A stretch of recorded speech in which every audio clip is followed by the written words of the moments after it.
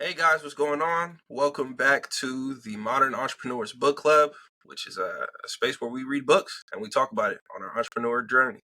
Um, Today I'm here with the co-founder, my man. Yeah, what's up going on? What's going on, guys? My name is Rob once again. Um, you know, uh, I'm glad to be back to talking to you about entrepreneurship and how this book that we're reading right now, The Prince by Machiavelli, can potentially help you guys succeed in life. And so today we're going to be talking about a concept. Um, what are the different ways to rise to power? What's the good way and what's the bad way? Or is there even a good way and bad way?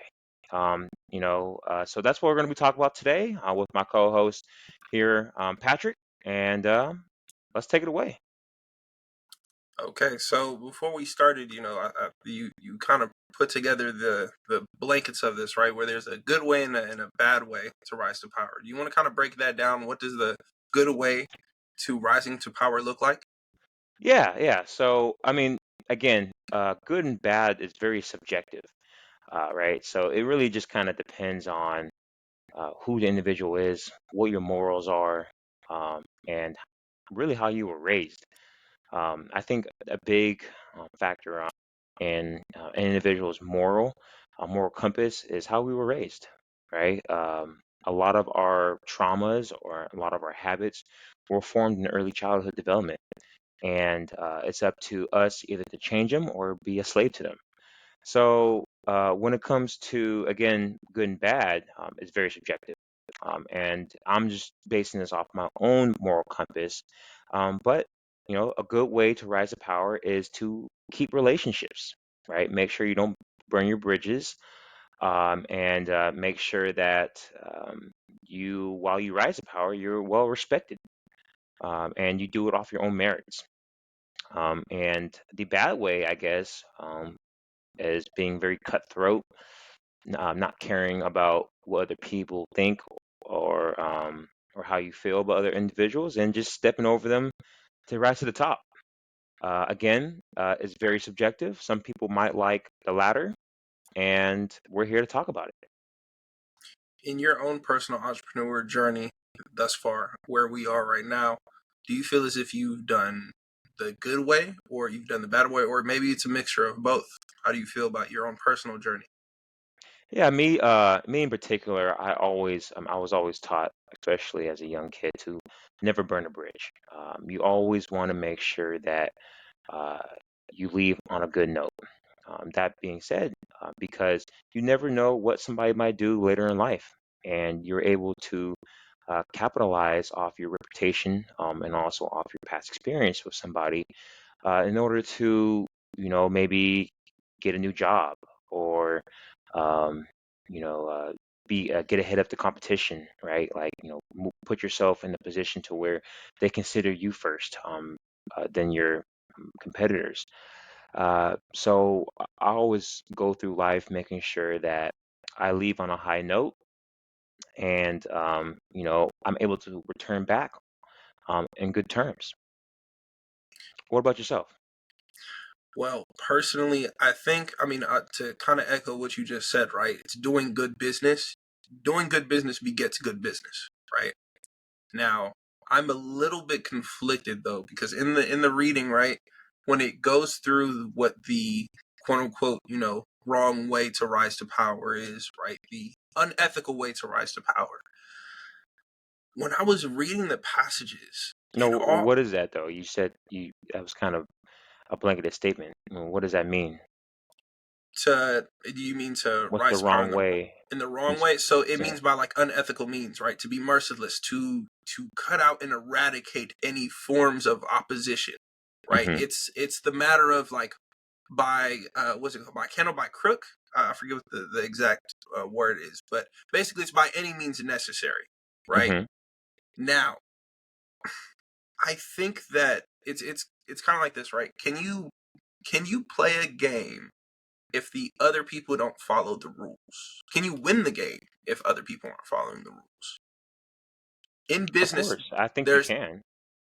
you can, but I think in business, there's not necessarily such thing as rules, right? Like there's ethical standards that a person has in their virtuous self, right? However, like think about it like this, right? I think of the So example what do of what do you mean mhm, business doesn't have rules? What does that mean? Like, I'm saying in the context of like life doesn't technically have rules, right? You have things that you self-impose that hmm are no, I values, think life does morals, and have rules though. virtues. There are universal rules. There are universal laws. Those are things you can't, like, you can't defy gravity. That's a universal rule, right? You can't if you're a non-gravity. You get what I'm saying? Like if there's situations where it's not a rule or okay, let me say this right. I think a rule is something that cannot be broken in any situation ever. Right? It's a universal law. Like so, here's an example. Right? Energy cannot be created or destroyed. That is a law. No matter what situation you put matter in, that will hmm always be the case. Right? But Okay. I personally feel that like when it comes to business, right? hmm Like I said, the example of Jeff Bezos, right, with diapers.com. You think of a business that was running with large profit margins and doing very well, right? Jeff Bezos comes in and he undercuts them and operates at a loss hmm for years to put them out of business. Is that ethically correct? Not necessarily, right? You're making people unemployed. You're making it so it's not a sustainable business and you're devouring market share, right? But if you look at business at the highest levels, the rules of virtue get smaller and smaller and smaller. Now, mind you, as a man, you choose what type of life you want to live, right? The decisions you make have consequences. That is a uniform law that I 100% agree with. But hmm I think there are certain things to be learned, right? Like on our last episode, right? We talked about how, you can't leave a bloodline alive, All right? right. Or else people are going to rely back to that form of power, right? That is a form of the wrong way of maintaining power because ethically you're cutting out a bloodline. Like that is enact a, you know, I'm a man Well, of well, God. well, is it though? Because again, you said if you leave a bloodline, if you leave somebody to have vengeance on you, Hmm. then you're ultimately shooting yourself in the foot and creating more despair down the line. You are absolutely, but this is why I say is doing the wrong form of like, are you getting power the wrong way? Is it wrong if you're doing it for the right reasons? Or that's why it's such an ambiguous thing to me, right? Because I think that if you do something, do it 100%. Like, don't if hmm I'm. It's the same thing as like if I'm playing basketball, right, and I'm on a court. I may love you off of this court. When I'm on this court, I'm trying to kill you. hmm I have murderous intent towards you hmm because this is the game, right? In business, I see it very similarly, right? hmm If I have a business that's operating and serving customers, my job is to make sure that no one else wants to do business with you because my business is that much better, right? Okay. Right.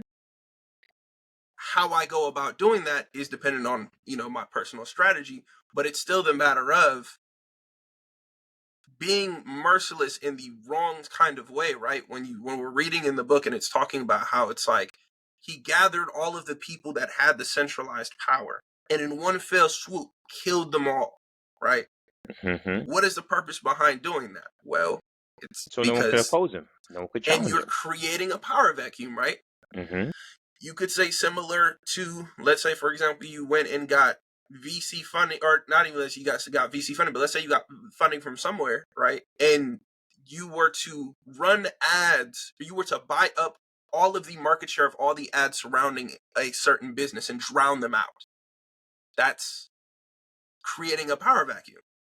Sure, You but again, who's morally right at this point, right? Who's to say that what I do is better than what you do? I mean, because if I don't do that, then somebody else will. and that's why I say it's like I think at least for me for myself, right, as a man of God, I think that's something between me and what hmm standards or what virtues I stand on individually as a man are the things that either I'm going to make this choice that I know in my soul I'm making the wrong decision, or I'm saying, hey, look, this is what I'm doing. I stand on this. Whatever comes with it is what it comes with, Okay. and So I'm let's willing to say accept that. Okay, so let's say if um, a lot of our viewers are younger entrepreneurs, right? Hmm. What would you recommend for them to do? How would, if you're a entrepreneur that's starting out, what is the best way? What would you recommend them to do in order to, make a successful business? Is it okay? Should they sacrifice and care about others, and potentially not make it, or should they be able to do, whatever they need to do in order to put their, brand on on display? I would ask them what is their vision and how big do they want to be, right? Your vision begets where you want to be. If you, let's say, for example, right, if you get into entrepreneurship and your goal is to just become a millionaire, that's great. You will not be able to compete with the larger market share of people. Hmm. I think that But if even you're, before that, how, still becoming a millionaire still takes a mhm, lot of hard work and discipline, absolutely, it right? does. And you still have to step on a couple toes in order to get up there. You can't tell me Hmm. that in order to get up to a high standard that you are a saint. That's just, I'm You know sorry, what? in this business world, that's impossible. Yeah, it's a dog eat dog world, and I think you're 100% correct. But like I said, I think it's the matter of, so okay. Have you ever heard of what is called the finite game versus the infinite game? Okay, no, please elaborate. So the finite game versus the infinite game is a book, right? And so the the principle of this book is that in life there are finite games and there are infinite games. A finite game is a game that is played by a certain set of rules with a certain defined amount of players that has a beginning, middle, and an end. Hmm. Okay. An infinite game is a game that the players are undefined, the rules constantly change, and the goal of the game is to stay in the game, Hmm. right? So, for example, my little brother, right? My little brother plays basketball, and there was one night he had, he didn't have his best game, right? So I pulled him to the side and I asked him a question. I said, "Hey, look, well, I read the book with him, so I asked him. I said, would you consider basketball a finite game or an infinite game?" He said, "Well, I mean, it's a finite game, right? That's beginning, middle, and end." I said, "Well, you can have finite games in infinite games." The reason why I say this is because think about if someone who plays basketball for a career, right? It is their identity, it is their passion, it is everything that they are, right? Hmm. They don't know anything else besides playing the game of basketball to the highest level possible, right? Hmm. The point of playing the game of basketball for LeBron is to keep playing. All right. How you handle you will never be able to win in a finite game if you're playing, or you'll never be able to win an infinite game if you are playing as a finite game player, because Okay. you're not even able to recognize the differences of what the point of doing what you're doing. It changes the way you frame your strategy, right? Hmm. And I think in the game of business, right, let's look at all of the politicians that are in Senate that are 80 plus years old that are worth $400 million. All right. The reason why they're still doing it at 82 is because I do this because I love the game. I'm doing this because this gives me purpose, and the point of doing this is to keep doing it, right? Of course. And within an infinite game, the rules constantly change. And that's why I say I think it's a matter of an internal clock or your own internal morals, whether you think things are right or things are wrong, or whatever connection with God you may have. But I do believe that if you're an entrepreneur, you are capped by your vision, right? If you're not able to see, hey, I'm doing this to still be able to do this at 85. Okay. So what would you recommend them to do? So like for example, what would be the first steps that, if a young entrepreneur asked you, hey, like how should I start my entrepreneurship journey and how should I put my brand on the map? Like what would you recommend to them to do? Like the first maybe 5 steps. The first 5 steps, I think the very first thing that you can do is find a hero. Find someone to model yourself after. Find someone that is doing very specifically what you envision or vision for yourself, right? for myself, I mean, my heroes changed from period to period, but like one person that has been at the forefront of my mind is Alex Hormozy, right? I think Alex Hormozy is a great hero because you see him fail. He's very transparent about it, but not just that. He always creates value and he has a vision for where he wants to go. And he's diligent and meticulous about it, right? And even if like, and especially because you have business influencers nowadays, surrounding yourself with that information, study the people that have done it successfully, not the people that show that, oh yeah, I got this money. If you're not telling me how to get there, that doesn't really do anything for me. All right, showing is just bragging to you, Yeah, and that's right? not, as an entrepreneur, you have to, the most important thing that you have to do if entrepreneurship is something that's important to you is fail and fail fast and be okay with failing. Like Experience. that, and I think being okay with failing is probably one of the hardest things for someone to swallow because they just want instant gratification. Like they just Exactly. want to get what their goal is, right? And I think let's say that's the first thing. I think the second thing is that you have to figure out where you're going, right? On the last episode we broke down the 6 month thing, right? But maybe instead of just doing that, you can extend that even further, saying, where do I want to be in 10 years? Alex Hormozy has a great quote where he says he only measures effort in decades. Hmm. If you're not willing to put a decade of work into something, are you really willing to do it? Like, is that And this can something you pertain not only to business, but also relationships, friendships, and much absolutely? more. I totally agree. Okay, so Rob, what would you say that if there's an Oh, hold on. entrepreneur That's only sitting number here? two. We Okay, got okay, three more sorry. steps. All right. Okay. Let me see. Number three, I think taking an internal clock of yourself, like taking an Hmm. internal measure of your skills and where you lack, right? Looking yourself in the mirror is a very difficult thing for people to do because they see all the things they don't like about yourself, right? But the only way for you to correct those things or to grow those things is to identify them, right? Hmm. So for myself, I think I forgot where I saw this, but the 6 skills that are associated with being an entrepreneur, right, is marketing, sales, copywriting, speaking, writing, and negotiating, right? Hmm. Those are 6 fundamental skills that go into learning and understanding what it means to be an entrepreneur because you're going to need those skills at every single level. Like once you get to a higher level, focus on the fundamentals because those will build you back up. Those are the old faithfuls, right? Right. Um, I would say number four, number four most likely would be just get a plan. Like you have to get a plan of action. If you are, let's say you're just freshly graduated college, right? Or let's say you didn't freshly graduate college. Let's say that you tried to go to college, it didn't work out. You're at your mama's house and you hate life right now. But you're like, I know what I want to be. I know the person I want to be, but I just don't know how to get there. Right? I would say the most important thing for you to do is figure out how to take care of right now to get to tomorrow. You have the vision of where you want to go. But if you don't make a detail, hey, let's get day one started and then just start. Like you have to start somewhere.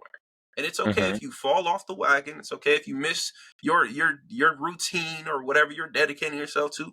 Get back on it. Just don't don't quit. Like that's the biggest thing is just don't quit because I think that as an entrepreneur, the difference between someone who's an entrepreneur and someone who just does business is that Hmm. someone that is an entrepreneur can lose it all and get it back. Okay. So then, what point does someone need to realize about sunken cost? You saying don't quit, but Hmm. there is a something called sunken cost to where you keep trying at some idea or some type of business, Hmm. and it's just not working, and you need to be real with yourself to say, Hmm. hey, I need to pivot. At what point would that be? Where's the pivot point? Man, that is a great question. I think the pivot point happens when you are trying the same thing and getting the same results. Okay. If you're repeating the same exact thing, let's say for example I have a photography business, right? And I Mm-hmm. keep trying to do the photography business, but every single time it fails, it fails, it fails, it fails, it fails. Okay.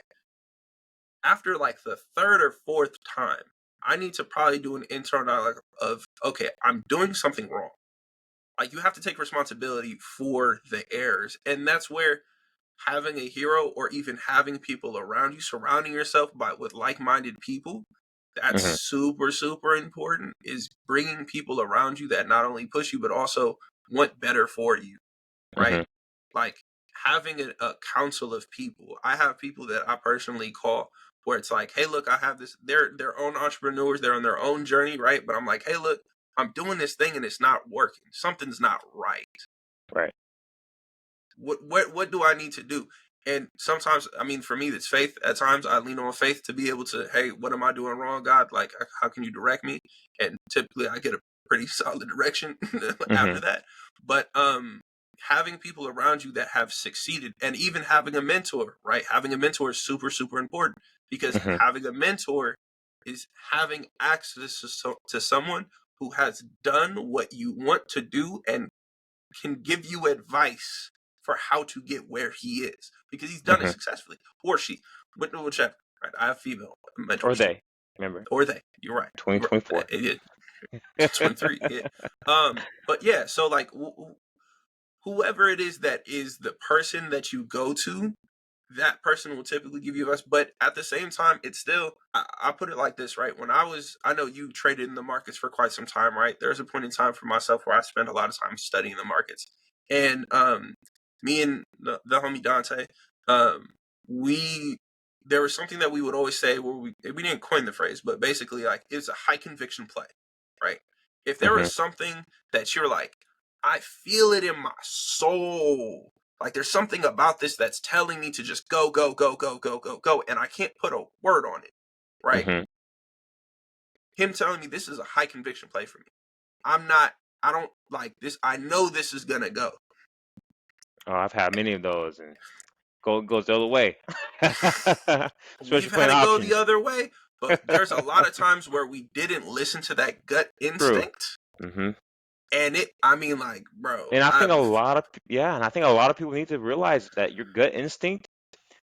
I forget where the study comes from, but you, like 70% of the time. Now, don't quote me on the percentage, but mhm, 70% of the time, your gut instinct is correct, and a lot of people fight the voice, the internal voice, right? Which we don't know where this voice comes from. We don't know if it's holy, if it's primal, if it's something, mhm, right? mhm. But it's something telling us this is the way we need to go, That and this is something intuition. we need to do it. The intuition, Mhm.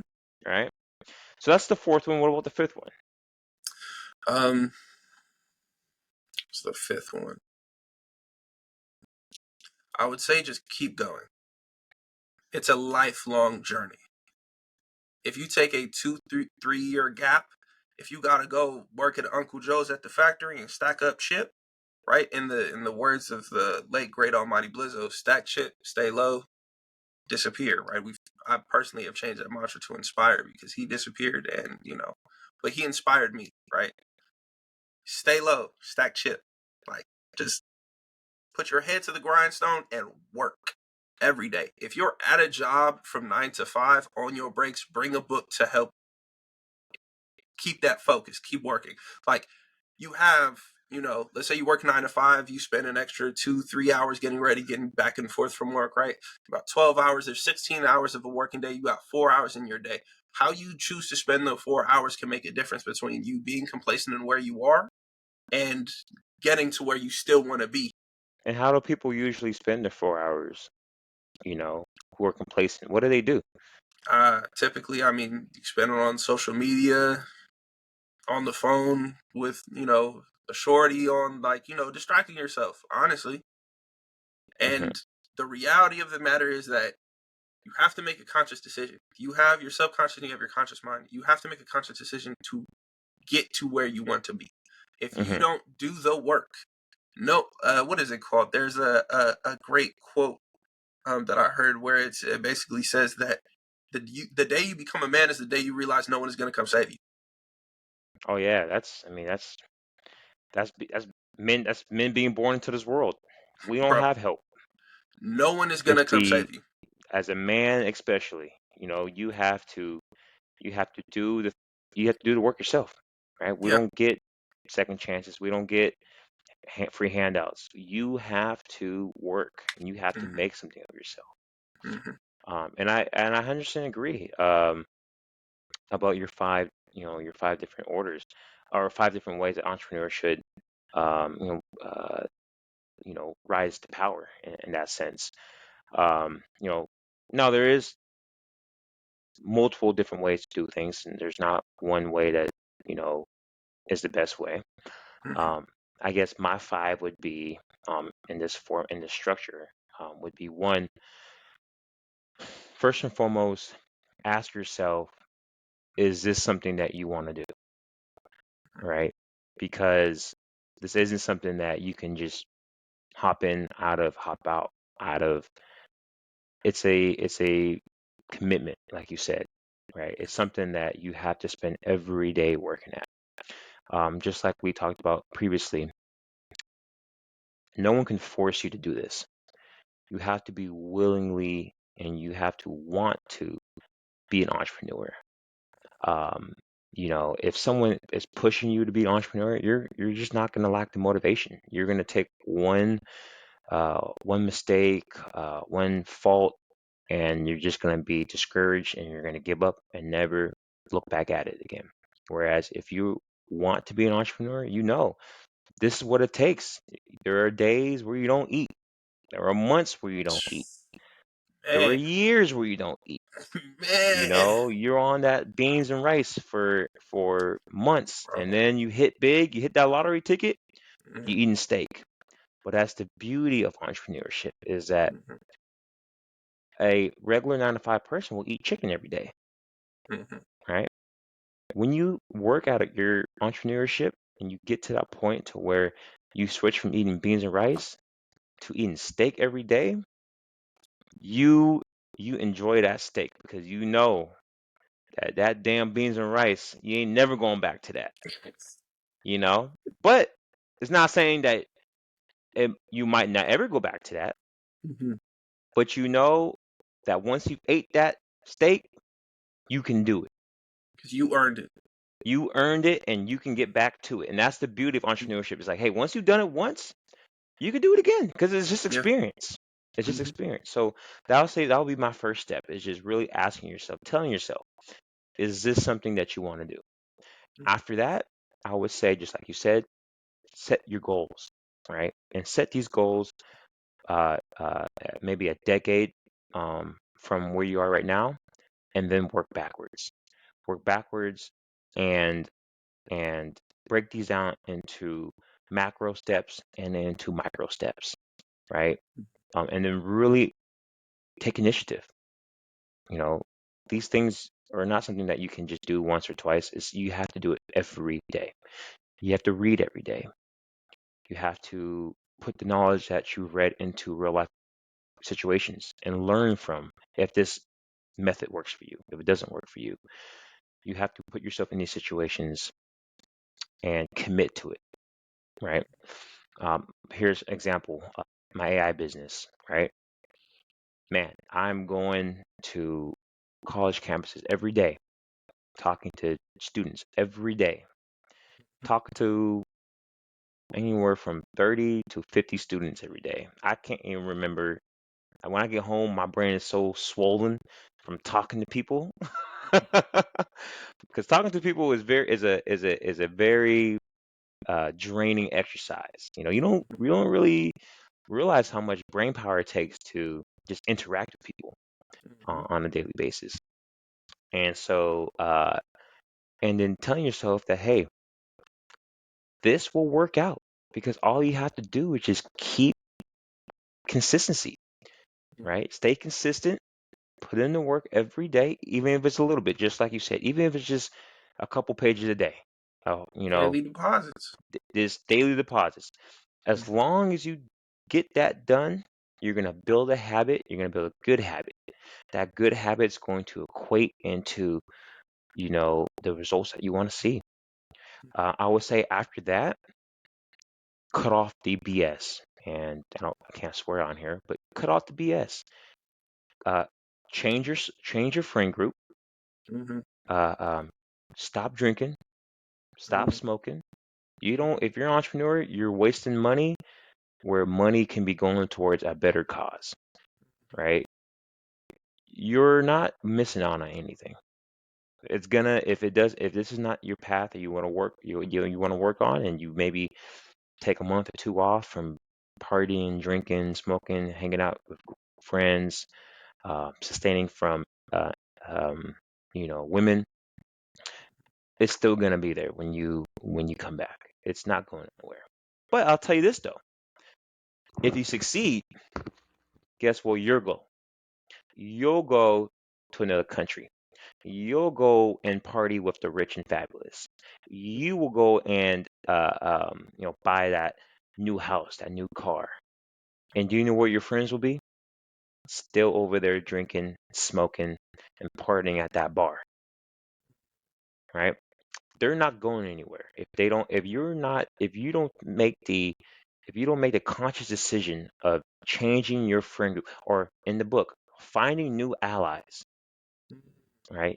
You're not going to put yourself in a situation to succeed, right? You are the product of 5 people that you hang around. And if those people that you hang around are doing nothing with your lives, it's going to rub off on you. It's a human nature. It's a human fact. Okay. Next, after what you said, I would say find a mentor. Find someone who's done it, and use them. Mhm. Okay. There's no type of mentorship where the apprentice is not using them. I don't care that, oh, my mentor is my friend, and no, you are using your mentor. The mentor should know that he is being used. Okay.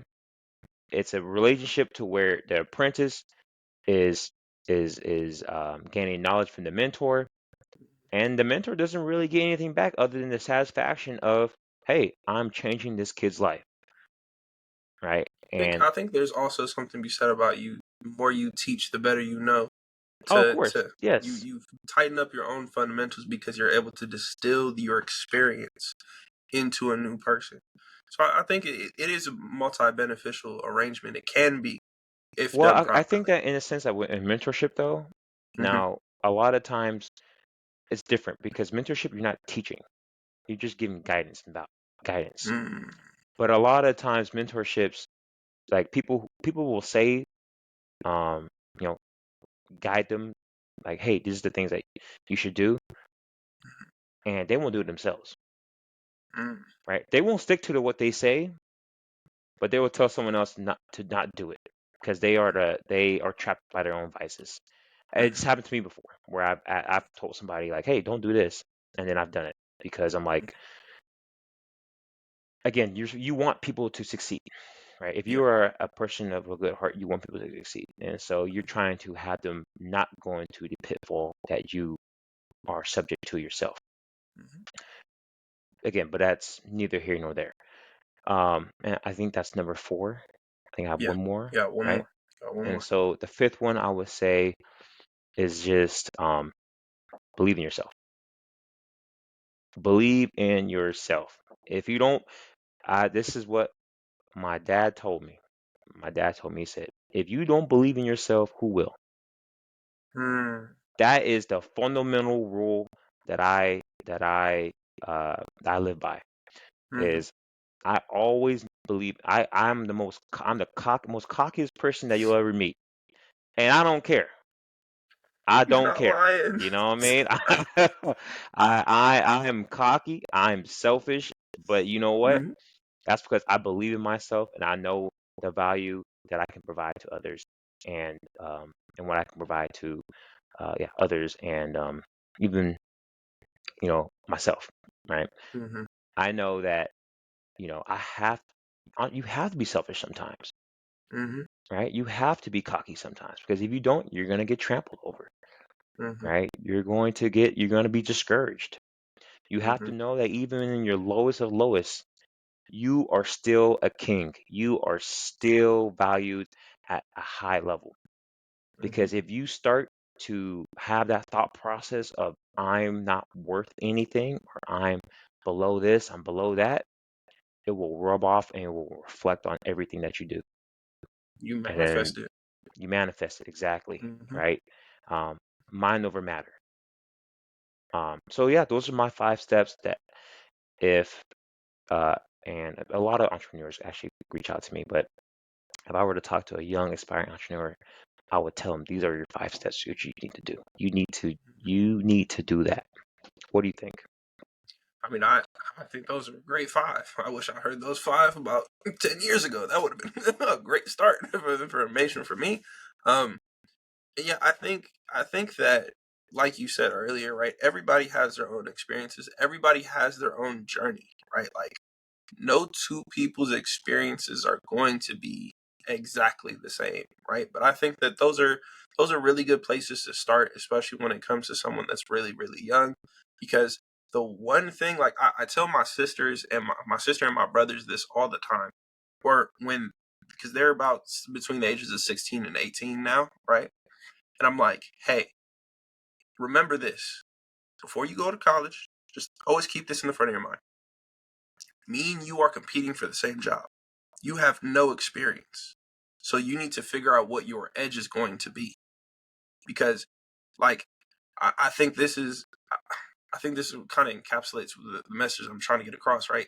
Every 20 years, they do a study where they ask people where they think the world is going to be in 20 years. And every single time, they're 100% incorrect. No, of course, you can't predict the future. No one's omniscient. No way to predict the future, right? Like, man, who would There's, knew AIs would be ruling the world? And I mean, I'm right? pretty sure who knew COVID was going to happen? Right? I mean, You know, evidently some who knew we people were going weren't to be ready, locked down but for 3 years, 2 years? yeah. But and that's kind of the thing, right? So I'll even say this, like, with my family, and like I love my family. My family's very, very intelligent, but like when I talk to them sometimes, I'm like, hey, the advice that you're giving me is no longer applicable because you Oh get to yeah. leverage your experience in what you do specifically. You have 20, 30 years of experience, right? So you're very much locked into where you are. I'm like, hey, look, you think just getting an apartment is easy? Just going in, like, oh, just go get an apartment. Like, it's like $2,500. Oh yeah. The the It's not the it's not the same it's anymore. not the same, right? But I think that, especially when it comes to, like, for myself, right? I think Hmm. that I was very much blessed with a lot of early onset experiences that were made to put me in the frame of mind to get me to where I am now. And I'm Hmm. thankful for those pseudo traumatic experiences, right? But Hmm. I think with my siblings, something that I keep trying to reinforce to them, I'm like, hey, bro, I know that our parents are telling us to do these things. And I know that, you know, making our parents happy is important, right? But do not forget, they will not be here to pay your bills. Like, they're not going to take care of you forever. So Hmm. you need to get in the frame of mind of pay attention to what your generation is doing. Pay attention to the newest trend. Like, I sent a video of somebody with a Quest 3 headset on, and they were playing the piano through an AR app. And Mm. it was like the app was teaching them how to play on a real piano, right? Hmm. How things are changing, and it's just getting faster and faster and faster and Oh faster. I yeah. had Hmm. a close friend of mine, Processes are getting quicker.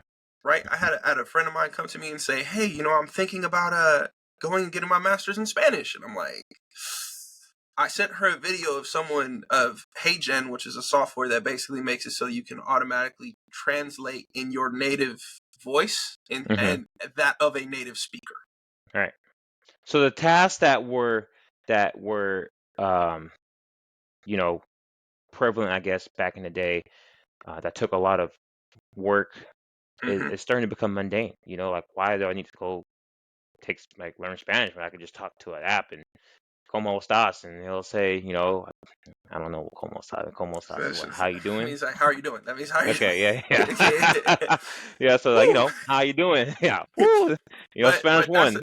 that's the thing, though, is that it's like it's gonna get to a place where we all got earbuds in and we're just all speaking in English, but everything is translating. Oh, of course. It's Of and course. it's like, bro, as a person who's 28 years old, I am trying my damnness to keep up because I'm So let like, me yeah, let me go ask you ahead. this. Sorry, I didn't mean to Mhm. cut you off.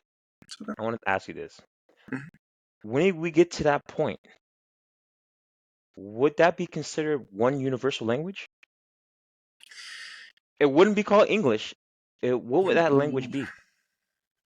that's the thing, is that I think, I mean, at a certain point, there probably going to be globalization, which is the combination of everyone's language, right? But Hmm. at the same time, it's like What would that language be called though? Because it if wouldn't be a everybody, language. It would just be speaking. Like and that's why I say like even the concept of, and I mean you're free to do this independent research, but like hmm I'll say it like this, right? Imagine so I studied Chinese for years, right? I studied Chinese for 2 years, all right, and Mandarin, when I Mandarin, yes, okay, um, yeah. So I mean, it was yeah. You learned like some Cantonese, but yeah, but okay, I learned Mandarin, right? okay, And so when you are studying Mandarin, right? Once you get to the higher, like upper levels of studying the language, you have to use like Baidu. You have to use certain applications that are specifically meant for like Mandarin language speakers, basically, right? hmm So where it gets kind of freaky is that it's like imagine think about like Netflix, right? So Netflix you have region locked where it's like, in France you get to watch only certain type of shows where it's like they don't right, put that on American Netflix, right? Now imagine if Netflix all barriers are gone and every single language is being spoken. Like there's no dubbed, it's the actor's voice speaking English, like native English where there's not even you can't even tell, right? hmm The dubbing in the entire Well, multi-billion they already dollar have that dubbing with AI. business They have that with AI. but and that's the point though. Go back like 2 years, that wasn't even a part of No, concept. Like people no, that, no. and it's like that, like a Thanos snap of a finger.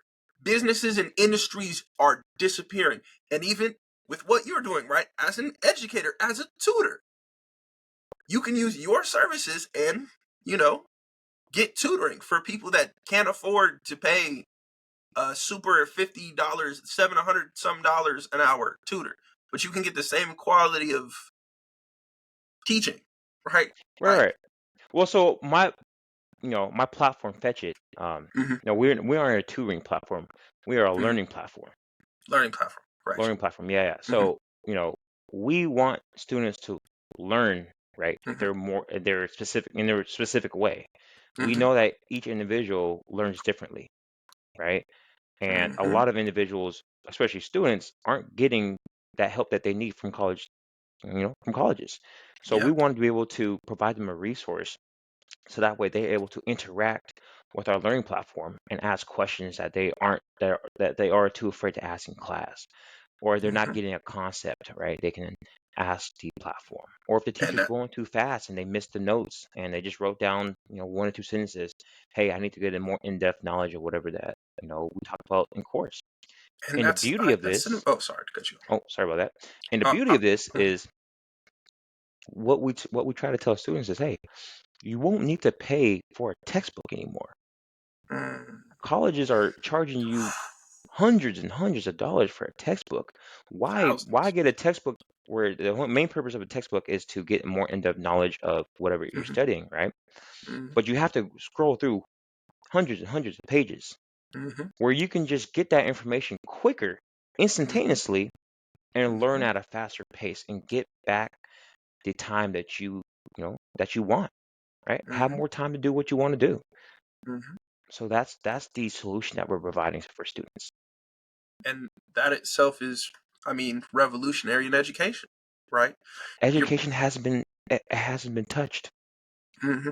They're the last industry that gets on board with technology.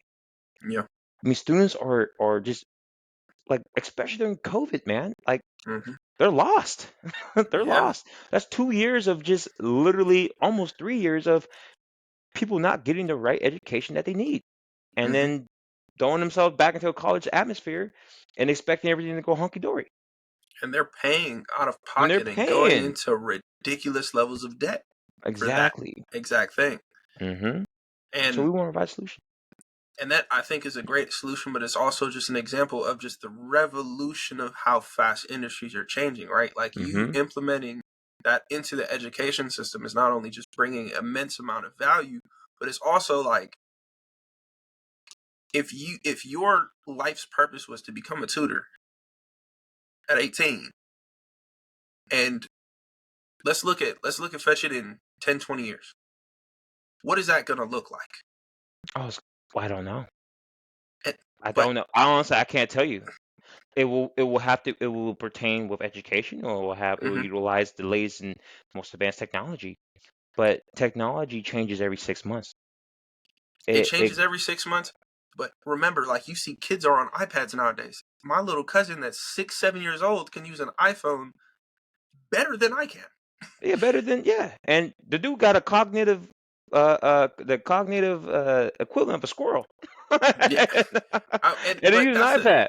that. But relative to that, though, I think that it's think about it like this, right? It's just the means of how things. I'll give the example of this, right? I think a lot of people, for some odd reason, say that they say that kids nowadays they don't have attention spans, right? I disagree Hmm. with that. I don't think that kids don't have attention spans. I think that the quality of content that is required to keep their attention has increased substantially. I agree. So for us, right, you could throw on some Power Rangers, throw on some Teenage Mutant Ninja Turtles. I'm set. I'm sitting here watching this. I'm entertained with the story. I don't I'll need go to nothing sleep. else, right? Or Yeah. you not, right? Doop. But Yeah. nowadays, kids have a feed of just 30 Hmm. second serotonin, dopamine, serotonin, You gotta dopamine, be quick. serotonin, Hmm. dopamine. If you're getting a feed like Sound like a that, song, man. Sound like a song. Help me. right? Serotonin. And then you sit there and try to watch a 30-minute episode that the story arc isn't going to happen to the very end. There's no way. You need that action needs to be in the first 10 in the first minute or 2 minutes. The If there's first no three action in the first seconds, first yeah, if there's nothing if there's no hook in the first minute, you're not you're you're not gone. You've keeping a lost the kid's attention. attention. Yeah, you lost the attention. And that's where it's like, okay, well then, I mean, as someone that wants to be a father, right, then you have to go through the process of like forcefully, like, I mean, almost like a drug, like you have to detox them from this hook of constant dopamine and serotonin. But it's like that just means that you have to put out better stuff. Hmm. Like as a creator, as someone who like provides value in the marketplace, your stuff just has to be better. Like you shouldn't complain, oh well, you can't keep these kids' attention. No, they're learning faster. They're able Right. to adapt new tools in ways that, like, I mean, if you even think about it like this, right? Put 10 years from now, no one's gonna have a TV. People that are in like working factories putting together TVs Well, somewhere in the they world won't is they okay, so one job closes, but other jobs open. So absolutely. there will be an equivalent of a TV that will be Mm-hmm. manufactured and processed. There won't Mm-hmm. be a traditional TV anymore, but there will be something along the lines of a TV to where, that job will be more um it will be more higher level, Mm-hmm. and the ceiling or the cap to where you need to um learn the skills and set and the necessary skills to do that job are going to be higher because it's a more advanced technology. But How you again, put, uh oh, I sorry, was just gonna say how you position yourself in that is by paying attention to what's going on what's and going being on in the the world beside first you. person in there, right? Exactly. Like for myself Well, actually, I wouldn't say professionally, first. I wouldn't say first. okay, not very first, right? But for myself professionally, right? I really kind of built my real career off of getting into Web3 and crypto, right? The Hmm. reason why I was able to position myself where I was and be able to, like, I helped coordinate NFTLA, which had like over 250,000 people, and like Hmm. I got to work with Kenny Lofton and a whole bunch of other different people, right? And like I was able to put myself in positions that I wouldn't typically be able to put myself in because I paid attention. I was able to add value and information to people that didn't have it. Hmm. I wasn't the very first person to do it, right? I wasn't like, I mean, I started in like 2017, but at the same time, it's still, you have to be able to adapt to your surroundings. The faster you adapt is the faster you thrive. Exactly.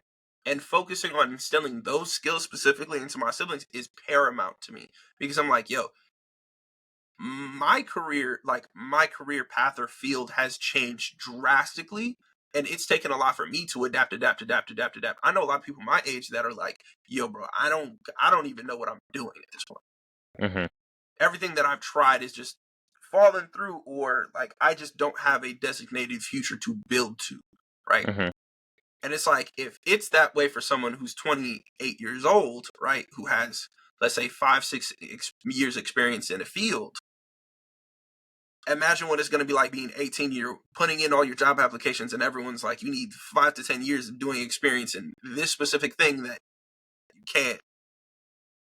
you can't go back in time and get extra experience. Like, Right. even doing internships and like those type of things, like, that can help you, right? But you can be fired at any moment Mm-hmm. for any reason whatsoever.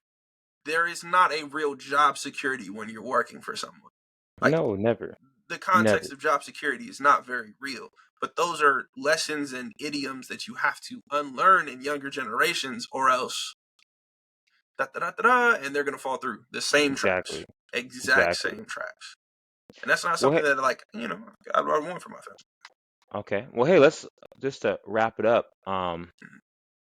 Let's touch back on the the battle that we were having in the beginning of, Mm-hmm. is it, what would you do? Would you be a villain or would you be the hero? Would you it touches in this book saying you can rise up the ranks being a villain, but when you reach the top, you won't have that glory. Whereas you can rise to the ranks through your own merit, which will take longer, Mm-hmm. but when you reach to the top, right, people will respect you. So would you, and I think again this is based upon how you grew up, because it touches in the book as well, right? A person who has dealt with hardships, right? A person, and I'll relate this to real life. Let's say a person who has grew up in the hood, in the ghetto, and has had to be a villain in order to survive. Their mindset of how to rank up through the ranks is going to be completely different from a person who has had a two-parent household, a great life. You know what I mean? They're going to have two different, outlooks on life. So, would you be a villain or a hero? I think I would be the I think I'd be the anti-hero. I think You'd be the that's anti-hero. Okay, the define that. anti-hero. So, anti-hero is like a Deadpool, or someone who is a hero, like, in the Mm-hmm. heart of hearts of the character of who they are, right? But it doesn't mean they necessarily always abide by those things, because I know where I want to compete. And even at that level where you have to compete, it's gonna take some it's gonna take some strategy. It's gonna take strategy. It's gonna take time, but that's why I say I'm willing to do the time to get to where I want to be, or else it wouldn't be worth it. If I didn't know that the effort and work that I'm getting to isn't worth the time, I would take the shortcuts. But I'm willing to do Hmm. the work. However, sometimes you got to do what you got to do, because no one is there to save you. Exactly. You got to demand respect where if someone is not giving you the respect that's due. Absolutely. Rob, on closing thoughts, what are you going to be? Are you the hero, or are you the villain? I would agree with you. I'd be the anti-hero. I myself have a good moral compass, but at the same time, I know that not all people have your best interests at heart. Mm-hmm. And that being said, you need to always protect yourself. You need to protect yourself first. Mm-hmm. And you need to make sure that when you're dealing with people, um, that you deal with honest people. When you deal with honest people, you're honest. But when you're dealing with somebody who's a snake, you know how to maneuver that, and you know how Mm-hmm. to protect yourself and actually turn the tables around on them. So that I say this through life experiences where I was in the beginning a hero, Mm-hmm. and because I was a hero, I was used, right? And I learned my lesson, and I said, "Great, now I know what to look out for. Now I know what this business world is, because some people just care about themselves, and you have to know that, and you have to be okay with it, and you have to then play the same game." Mm-hmm. But then if you meet those individuals who are honest and caring, then you are honest and caring. So that's my recommendation. But all right, fabulous, discussion, and stay tuned, you guys, for the next one. All right. Thank you guys so much for your time. Click the link to watch the first one.